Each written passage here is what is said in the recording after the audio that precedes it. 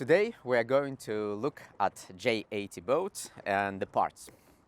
So we'll start at the stern of the boat, at the back here. And here we have the rudder, tiller, and here we have a tiller extension.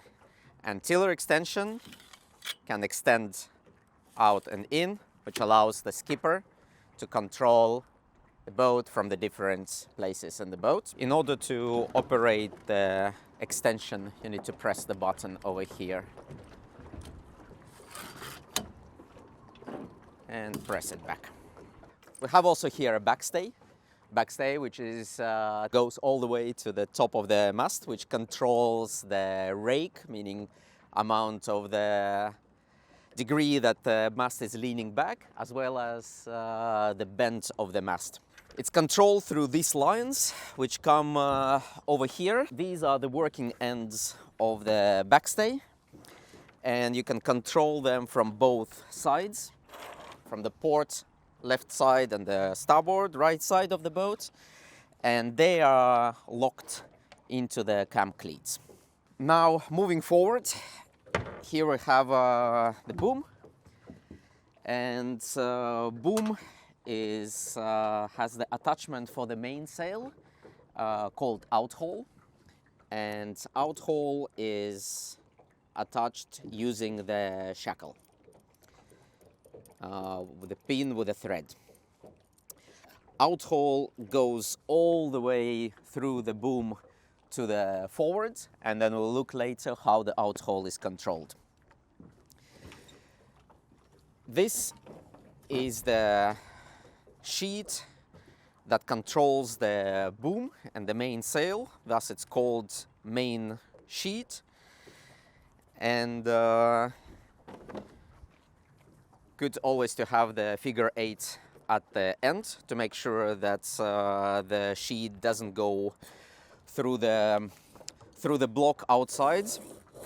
And the boom is controlled with the main sheet through the series of the blocks that increase the purchase. So here we have the blocks attached to this D-ring, and here we have the block with the ratchet, which has on and off settings. With the on, it locks this way, rotates this way. In the off setting, it rotates freely both ways, which means if it's on, it creates an extra tension on the block. It prevents the rope sliding this way, and it's more easy to take through the cam cleat with the working end. Main sheet also has the cam cleat at the end, which allows to lock the sheet if you need to leave the sheet for a while. But normally when we sail, we keep on like trimming all the time, so it's most of the time the sheet is out of the lock. However, you can always put it in the lock and, for example, when it's under tension, use the leg to unlock it. This block is also attached to the traveler, and the traveler controls the position where the main sheet is attached to the boat. So it controls it using this rope, which is circular, which means that you can move it from either side of the boat. Even if you are sitting over here, you're able to move the traveler up, for example, or able to move it down. On the both sides, you have the cam cleats, which fixes the position of the traveler, and the traveler stays in the middle. Now, moving forward,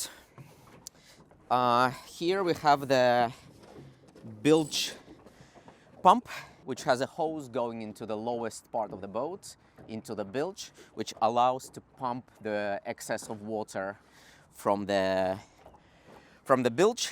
Works this way, so you need to open it, and if there is a handle that you can lift up, like here, you lift it up and then use the pump like that, and it starts pumping. Always when you do it, apply a gentle pressure, so you need to pump with a steady rhythm, not too hard, because these rubber parts of the pump tend to wear out. Okay, now moving forward, we have the two winches on the both sides of the boat, which are used for the Jib and Genoa sheets. I'll take those mooring lines away now for the demonstration. The winch is designed to work this way, that it rotates clockwise and it jams anti-clockwise. Thus, when later on we'll put the sheets on, Jib sheets or Genoa sheets, you put them all the time clockwise. This way, when you pull, you can take it in, but it resists the pressure of the wind on the sails. It works on both sides the same way, so they are rotating the clockwise. So regardless of the side of the boat, port or starboard, you all the time put on this boat the sheets clockwise. Moving forward, or actually still staying here, we also have the cam cleats for the Jib and Genoa sheets. So once you need to, most of the time, of course, we're trimming the sails using the sheets, so they're not rarely in the lock. However, if you need to lock it temporarily or for a longer period of time, this is the place to put the Jib sheets. This is the Genoa car, and it has the block over here where you put the Genoa sheets as they go from the winch front to the sail. It's important also to use this little rope attached here to the D-rings on the both sides. It's called overrides preventer, and it allows when you operate the Genoa sheets, it prevents the situation called override. So the Jib sheets go under. We'll look at it on the next videos when we'll be doing the rigging. Cars are moved along the track over here, and you need to first lift the lock. This way the car is freely moving around, and once you found the right position for your trim, you move it to the place and make sure that the lock stays in the same place. Okay, now we have a few parts which are designed for use of the Spinnaker, which we'll look separately when we rig the Spinnaker setting. So first of all, you have the blocks here, which also has the ratchet system. So when it's off, it rotates freely both direction. However, when you put the ratchet on, it rotates one direction and jams another direction. Thus allows you to operate the ropes which are under bigger tension. Fenders over here, used obviously for protecting the hull of the boat when the boats are moored. Continuing over here, the Jib sheets, so Spinnaker sheets, after they come in the block, they come to the cam cleat over here. So this cam cleat is for the Spinnaker sheets. Then came to the cabin. There's several parts which are stored in the cockpit or rigged in there. So first of all, we have the winch handle. Winch handle allows you to apply extra pressure or extra tension when you need to pull the ropes. And the system inside those winches works that there is two speeds. So if you rotate anti-clockwise, the winch is moving fast and it requires more force. But if you move it clockwise, winch is moving the same direction but more slower, which allows you to apply less force and take it even more tighter. Normally, it's when you operate it, it's important to make sure that you put the winch handle all the way in and try to avoid the situation when the winch handle is only partially inside. And at the same time, after you have done your operation, it's good to take the winch and leave it in the cockpit. So make sure that it doesn't stay over here when it goes there. It is floating one, but it's better just to still keep it inside. Now, those two gray ropes that I took from inside, they are Jib sheets or Genoa sheets, depending on which sail you use. Those ropes, those lines are Spinnaker sheets. So red one is the left port Spinnaker sheet, and then the blue one is the right starboard sheet. Now, these cam cleats are for the barber haulers, and these are barber haulers that I use to control the position of the Spinnaker sheet, how close they come to the boat. We will look at the setup of those barbers in the next videos. Those ropes you will find also together with the ropes inside the hatch. For the Spinnaker operating purpose, moving on forward, you have a boom and a Spinnaker or Spinnaker pole, more commonly known. So Spinnaker pole has several parts. So first, this is a part of the topping lift, which allows to lift the Spinnaker pole up. And then these parts are used to attach the pole into to the mast, as well as to secure the sheets, Spinnaker sheets. A good way to learn already to operate it is to using one hand and twisting your wrist. It's more easier rather than keep on pulling it this way when you need two hands. Here you can do it with one hand, open and close. The topping lift is operated from here, from the cockpit, and it can be lifted over here, as well as lowered from here as well.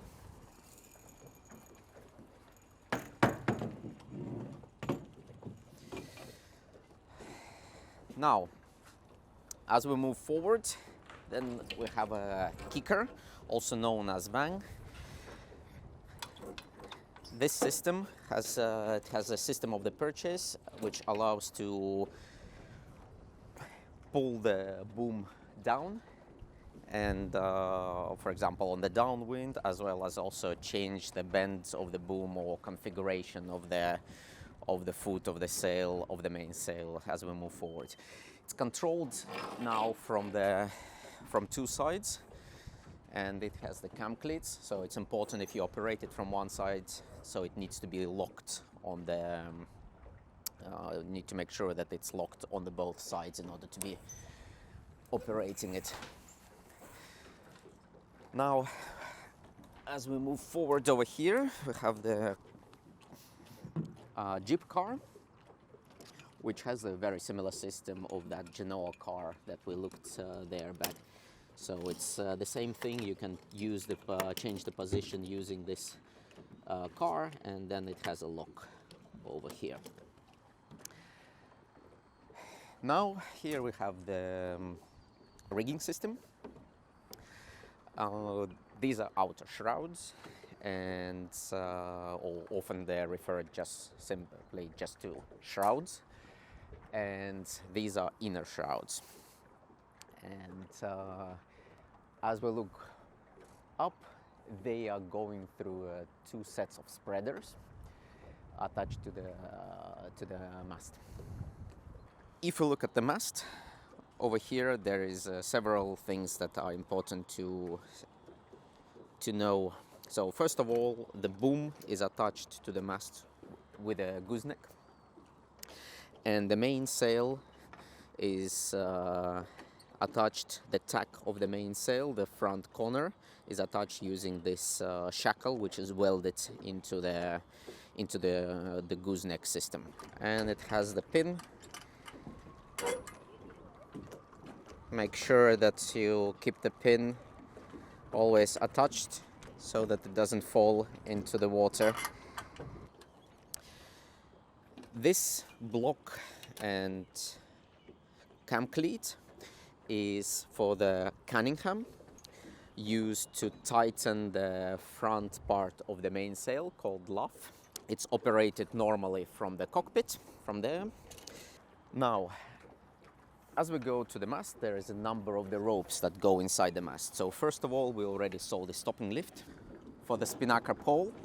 It goes inside the mast and it comes out over there in the middle of the mast. Here we have more ropes. So first there is a rope on this side that goes at the top of the mast, up the top front of the mast, goes inside and comes outside over here into the block. This is the Spinnaker halyard. That's what you use to hoist the Spinnaker. Another rope over here is jib halyard. So as you can see, the jib comes right under the forestay to inside the mast, and it comes from the mast on the opposite, on the starboard side of the mast, and there are two cam cleats over here. Now finally, if you look at the green rope over here, it goes inside the mast at the back end of the mast, and this is the main halyard. Main halyard is used to lift the main through this, which is secured to the mast using the groove system, and it goes all the way inside the mast, comes inside the cabin over there that we are going to look a little bit later. All right, here we have the hatch, and the hatch has the cover with the elastic rope. So usually the cover is used for longer transfer of the boat or just cover after the training. But during the training, we usually store it inside, and as we're using this hatch to hoist and douse the Spinnaker. For the longer transfers, make sure that this elastic rope is attached to the foot of the mast there, so that it's keeps the cover in the place, and at the same time doesn't it prevents from the waves and water coming inside.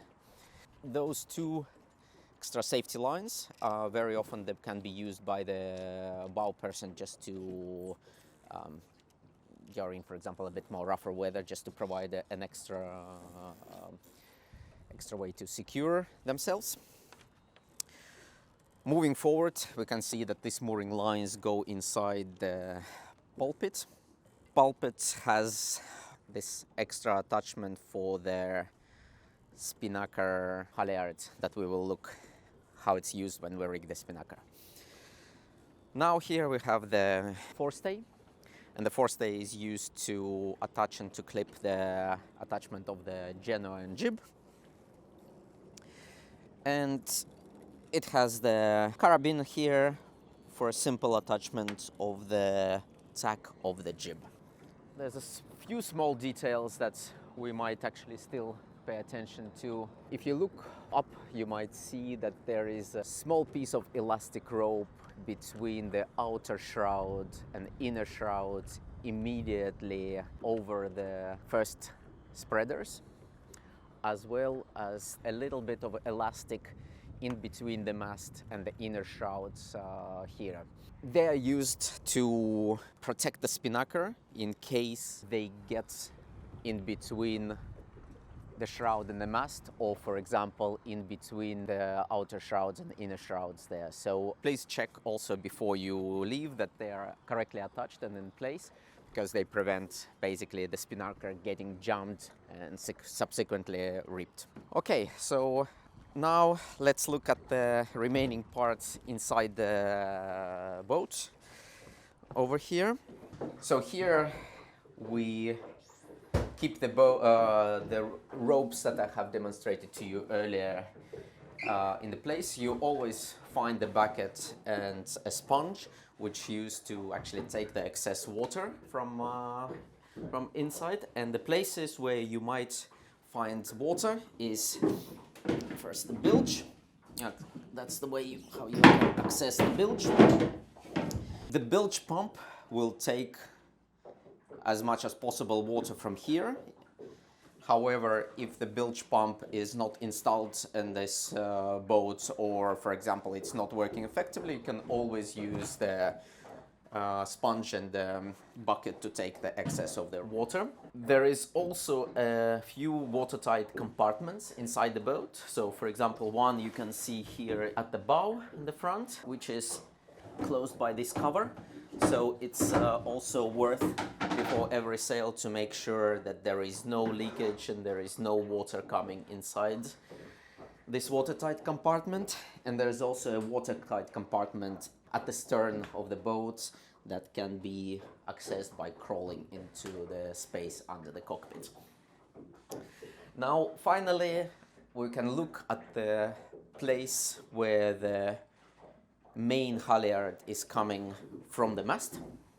So this is the end of the mast, the foot of the mast over here, and then you can see that that's the place where the main halyard comes out. And here you have the cam cleat lock, which with which we can lock and unlock the main halyard. There is normally quite a lot of forces and tensions that come into the main halyard during the process of sailing. So very often that unlocking of it might be require some extra force. So make sure that when you drop the sail, you just do it in advance, so you would notice. Also, of course, there are some safety equipment over here. There's a paddle that you can find in the boat, and also some extra mooring lines and some that you can find for the safety of the boat, as well as the anchor and the sails. Usually we keep the training sails here. Well, this concludes the introduction to the parts of the boat. With the next video we will take a look how to rig the boat correctly.